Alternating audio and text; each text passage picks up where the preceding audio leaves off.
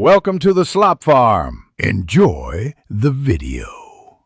You start by gathering the T8 Torx, a small Phillips, plastic pry tools, tweezers, and the replacement joystick module.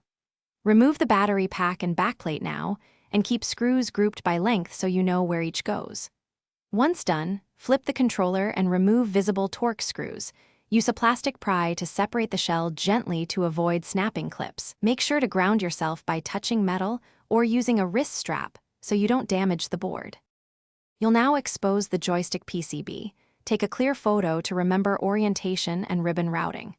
Unscrew any retaining screws and carefully unplug the ribbon or connector. Do not yank. If the joystick module is snap-fit, use a plastic pick to lift it straight out. If it's soldered, heat and desolder the 3 joints with a fine-tip soldering iron, then remove the module.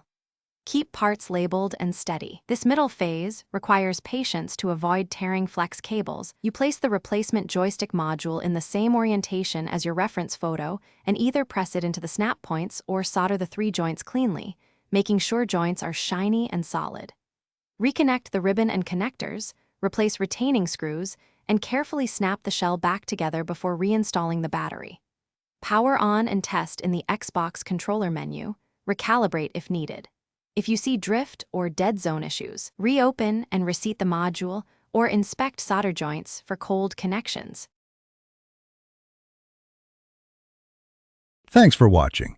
Consider subscribing if we helped you today.